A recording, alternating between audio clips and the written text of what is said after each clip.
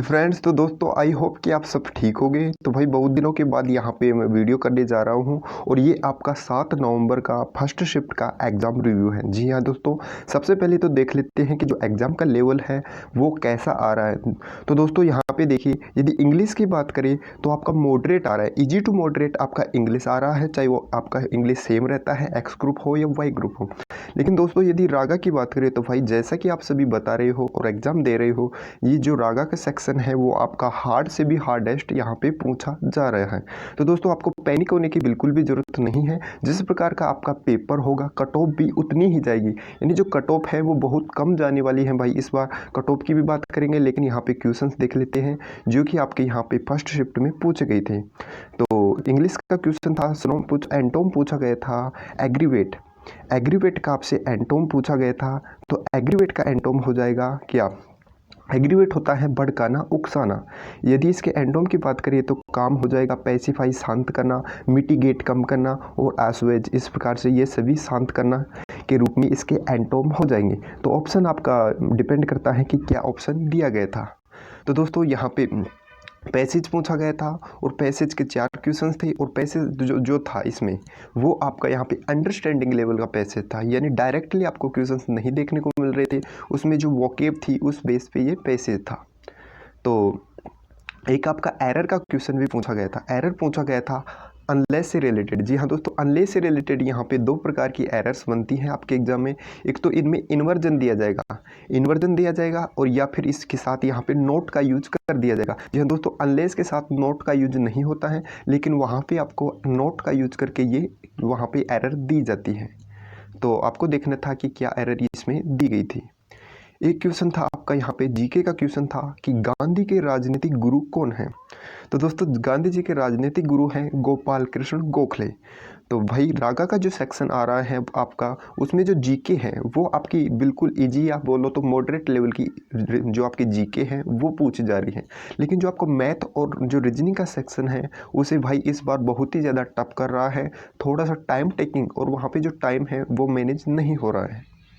तो आपको कोशिश ये करनी है, यदि आप अपकमिंग जो शिफ्ट है इसकी आने वाली है उसमें एग्जाम देने वाले हो तो भाई जो नॉन वर्बल के क्वेश्चंस हैं 4 से 5 क्वेश्चंस आपको नॉन वर्बल के क्वेश्चंस देखने को मिल रहे हैं। तो भाई उन क्वेश्चंस को आप थोड़ा सा ट्राई कीजिए। यदि आपको लगता है कि ये क्वेश्चन हमसे नहीं बनेगा या बहुत ज़्यादा टाइम ले लेगा तो उसको क्वाइट कीजिए और नेक्स्ट क्वेश्चन पे जाइए। बस यही है इस शिफ्ट में कि जो अब आपका जो रागा आ रहा है वो हर शिफ्ट में थोड़ा सा टाइट दे रहा है। तो देखते हैं क्वेश्चन। एक क्वेश्चन पूछा गया था कंप्यूटर से। कंप्यूटर का क्वेश्चन था कि कंप्यूटर के जनक कौन है, तो चार्ल्स बेबेज हो जाएगा। और नॉन वर्बल के जैसा कि मैंने बताया कि आपके 5 क्वेश्चंस पूछ रहा है, और क्वेश्चंस भी यहाँ पे इजी नहीं है, थोड़ा सा टाइम टेकिंग है, और आप सभी जानते हो 25 मिनट ले हैं और 30 क्वेश्चंस हैं। और इस बार जो रागा का सेक्शन है वो बहुत ही ज़्यादा यहाँ पे हार्ड कर रहा है। उसके बाद यदि रीजनिंग की बात करें तो भाई रीजनिंग में आपके जो सिटिंग अरेंजमेंट है, यानी जो बैठक व्यवस्था है, उसके भी 2 क्वेश्चन पूछ रहा है। जी हाँ दोस्तों, और ये क्वेश्चन किस फॉर्मेट है में, ये क्वेश्चन इस प्रकार से है। मान लीजिए आपको 5 व्यक्ति दे देगा और उसमें बोलेगा कि ये इससे इतना बड़ा है, इससे इतना छोटा है, PQRS कुछ भी करके।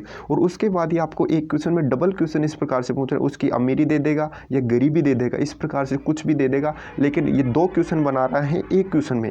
तो आपको इस प्रकार के क्वेश्चंस को यहाँ पे प्रैक्टिस करके जाइए, जिनका भी अपकमिंग शिफ्ट में एग्जाम होने वाला है। तो भाई यहाँ पे बात करें यदि मैथ की, तो मैथ के आपके यहाँ पे क्वेश्चंस तो नहीं मिल पाए हैं। कोशिश करूँगा कि जो शाम को आपको वीडियो दूँ उसमें कुछ क्वेश्चंस भी इन सभी शिफ्टों के क्वेश्चन को इंक्लूड करूँ।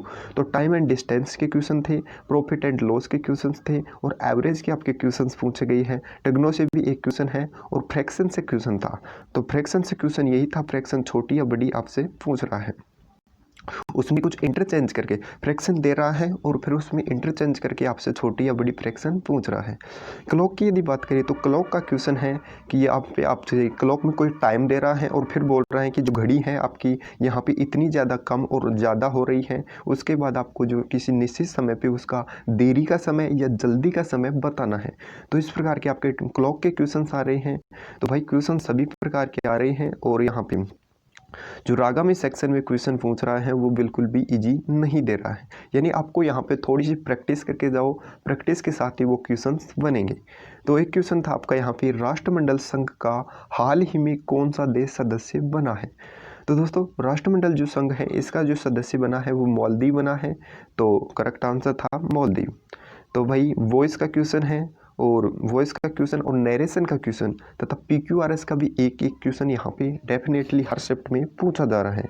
तो नए वॉइस और नरेशन को तो आप ज़रूर से पढ़ के जाइए, क्योंकि ये क्वेश्चन ऐसे हैं वो आने ही आने हैं हर शिफ्ट में। तो PQRS और वॉइस नरेशन का भी क्वेश्चन पूछ रहा है, और ये ज़्यादा हार्ड नहीं आ रहा, बस आपका जो रागा सेक्शन है वो थोड़ा सा हार्ड दे रहा है।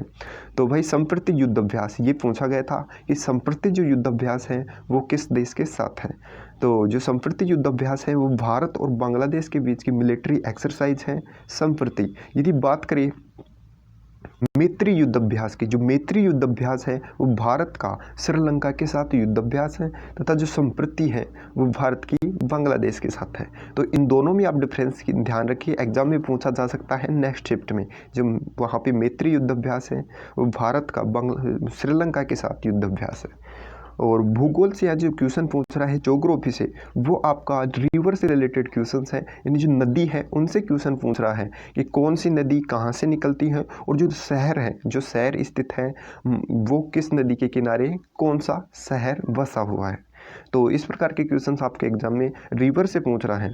तो भाई क्वेश्चंस के लेवल की यदि बात करें तो मैंने अभी बताया कि जो इंग्लिश है वो आपका मॉडरेट आ रहा है, इजी भी आप बोल सकते हो, लेकिन जो आपका रागा सेक्शन है वो यहाँ पे मॉडरेट टू हार्ड लेवल, यानी जहाँ पे बिल्कुल भी इजी वाला जो लेवल है जो लास्ट इनटेक में पूछा था वो लेवल किसी भी शिफ्ट में देखने को नहीं मिल रहा।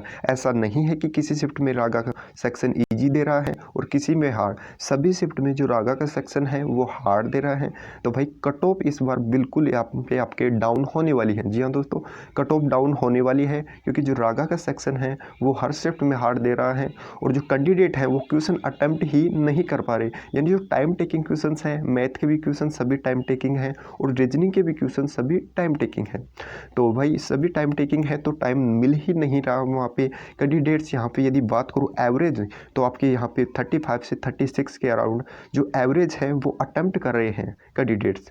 तो आप कोशिश कीजिए कि यहाँ पे करेक्ट अटेम्प्ट करो, नेगेटिव में न जाओ। यदि आपके यहाँ पे 30+, जी हाँ दोस्तों इस बार देख लेना आप जब भी आपका रिजल्ट है 30+ आप यदि करेक्टली अटेम्प्ट कर पाते हो बिना नेगेटिव मार्किंग के, तो भाई नेगेटिव में मत जाओ इस बार, क्योंकि यहाँ पे जो कट ऑफ जाने वाली है वो आपके 30 के अराउंड ही रहने वाली है इस बार पेपर के लेवल को देखते हुए।